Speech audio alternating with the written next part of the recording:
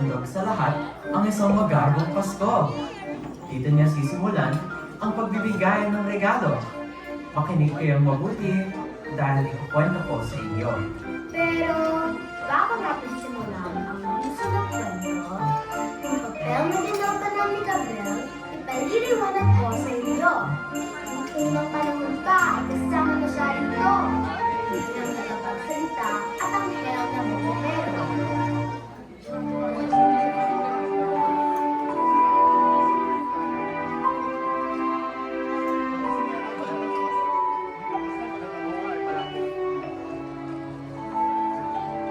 Ako'y sugo ng Diyos.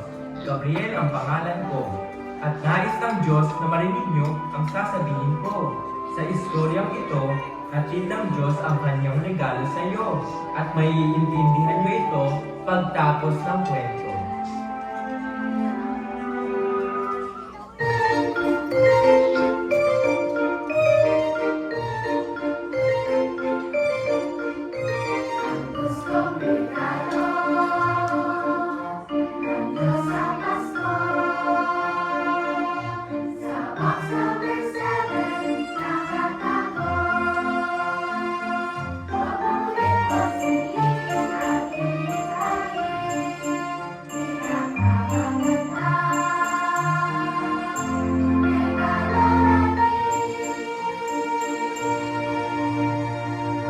Box number 2, Maria.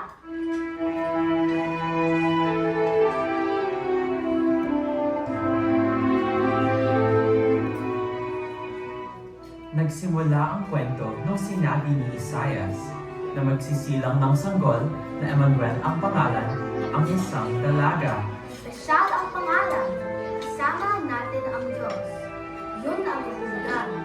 Sa sanggol na ito, marami ang magtitiwala. Nung takdang panahon, si Gabriel ay inutusan. Sasabihin sa dalaga na siya ay dalaga. Maria, ikaw ang pinili at isisilang mo ang bugtong na anak ng Diyos. Paano pangyayari ito? Ito'y hindi kong karaniwan. Tama ka, ito'y himalang maituturing. Tutulungan ka ng banal na Espiritu sa iyong daranasin. Nagkatawang taong Diyos ay makikipamuhay sa mundo at tatawagin Jesus ang sanggol na ito. Ang sabi ni Maria, payo po ako. Nangyari na ba ang lahat ng kanyang isip? Ako ay alipin ng Panginoon. Kaya utos niya ay aking susundin. Sa dakila ng Israel, ako mawa ng Panginoon.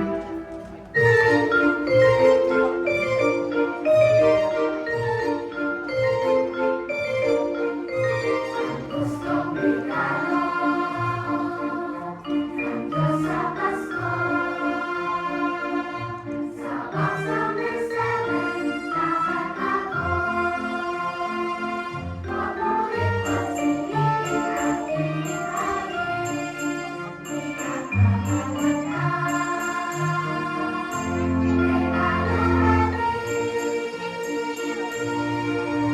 Box number 3, Jose.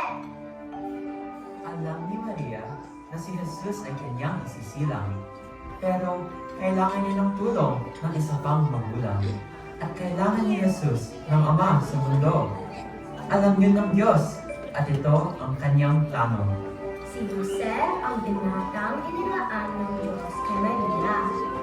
Siyang maliit, mapagmahal, at nagiging magiging asawa. Kaya isang gabi ay isinundo ang anghel na mensahero. Dinalo nito si Jose sa tahanan nito. Jose, tanggapin mo si Maria bilang butihin mong asawa. Kalooban ng Panginoon ang inyong pagsasama. Ibinigay ng banal na Espiritu ang sanggol sa kanyang tiyan. Ang pangalan niya Jesus ang magliligtas sa ating mga kasalanan.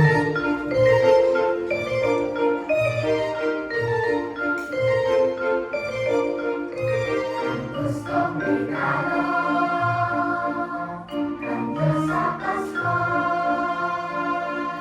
Sa box number 7, lahat ako. Paborito pagsingin at iibigin. Pinagmamalat ka.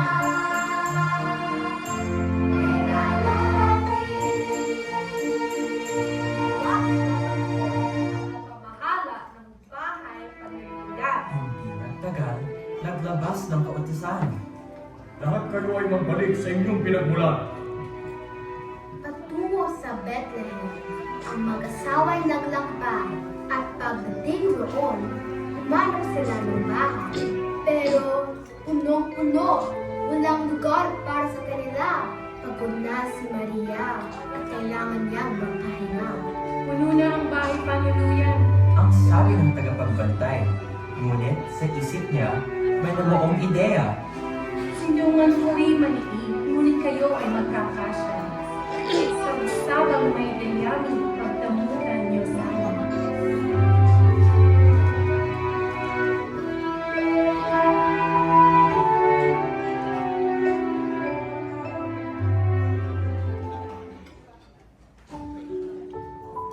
Nang gabing iyon, habang ang lahat ay payapa, sina Jose at Maria ay punong-puno ng tuwa.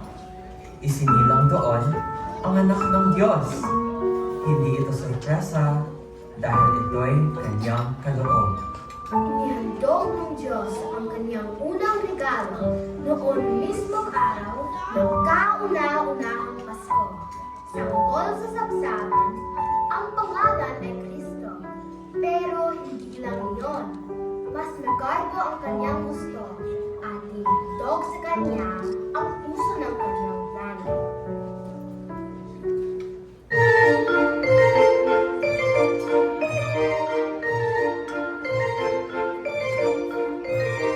Gustong regalo ng Diyos sa Pasko. Sa box number 7, nakatago. Pumulit ang sigilin at iihain. Pinagkakalatan. Regalo natin. Box number 5, mga pastor. Nang gabing iyon, habang ang mundo ay payapa, sa burong nagtipon-tipon ang mga pastol ng tupa. Isinilang na ang tagapagligtas! Yan ang sigaw ng isang tinig na malakas. Nandiyan na ang manunubos at hatid niya sa atin ay kagalakang lubos. Ano ang tumambad sa kanilang harapan? Isang anghel na puting-puti ang kasuotan. Mata nito'y malaapoy, puno ng kakisigan. Magtungo kayo sa Bethlehem at sa sabsabay matatagpuan. Isang sanggol na bagong silang ang iyong palatandaan. Nahanap na lang sa sabsaban ng nagsisilbing ilaw ay matinding liwanag na lubos na nakakasilaw. Anong nangyari sa pagsilip ng mga pastol? Sila'y napaluhod. Nasa sabsaban ang sanggol. Narito siya! Ito ang palatandaan!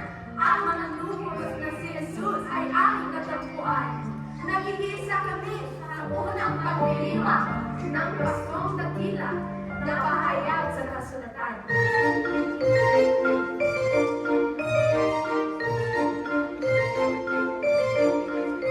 Ang gustong regalo ng Diyos sa Pasko. Sa box number 7, nakatago. Pumulit ang sigilin at iihain. Pinagkakalatan. Regalo natin.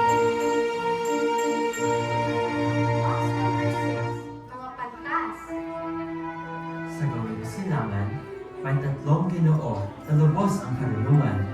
Nasaksihan nila ang isang bituin na tumatanglaw sa malawak na papamurin. Ito na ang bituin na nakasulat sa aklat. Isang hari ang itinuturo nito. Mga kasama, tayo na. Lumakan na tayo. Liwanag ng bituin ay kanilang sinundan. At natagpuan nila sina Maria at Jesus sa kanilang pahingahan. Nung sila'y pumasok, sila'y nagpatira pa upang sanggahin ang haring manunubos. Pero teka, hindi pa dyan nagtatapos. Mira, insenso, at ginto ay kanilang inihain bilang pagsamba sa Diyos na itinuro ng bituin. Sa isang panaginip, inihayag sa kanila ang plano ni Herodes na hindi maganda. Kaya sila ay nagpasya na magbago ng daraanan upang hindi matuntun ang hamak na saksakan. Ang lahat ng ito ay dinadaan ni Maria at ang sabi niya, Ang Diyos ay mabuti, mapagmahal at mapangalaga.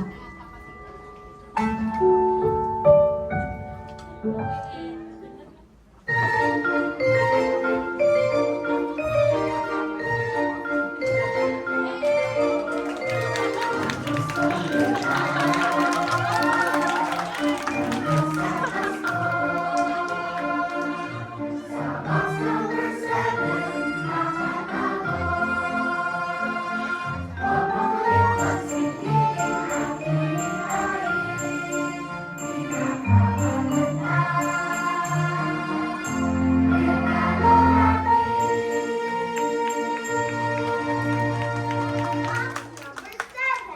Hindi pa rin po pwedeng silipin.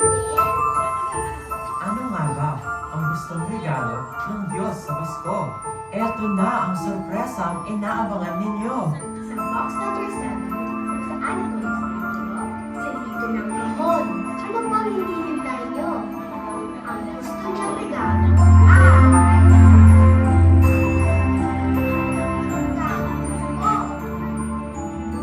Ako? Bakit po ako? Hindi ko naman pwedeng pagsabihin ang sarili ko. Oo, tama ka. Pero ang nakakamit mo ay ang pinakamagandang desisyon sa tanang buhay mo. Gusto ng Diyos na siya'y mahalin at kilalanin.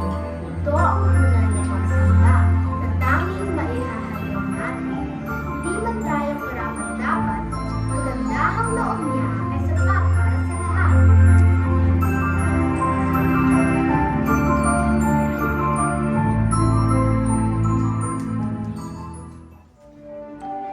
Sino ang gustong tumanggap kay Jesus? Manalangin at ihandog ang inyong puso at buhay. Sabihin mo, Jesus, kailangan kita. Jesus, kailangan kita. Patawarin mo ako sa aking mga sala. Patawarin mo ako sa aking mga sala. Tinatanggap kita Tinatanggap kita bilang Panginoon ko bilang Panginoon ko at tagapagligtas. at tagapagligtas. Baguhin mo ang aking buhay Baguhin mo ang aking buhay upang sa langit makasama kita habang buhay. upang sa langit makasama kita habang buhay. Kung dinasal mo ito, langit ay tuwang-tuwa.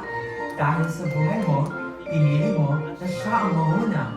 Gusto niyang kilalanin siya at piliin sa araw-araw na siya'y pasalamatan at mahalin at tunay na sambahin.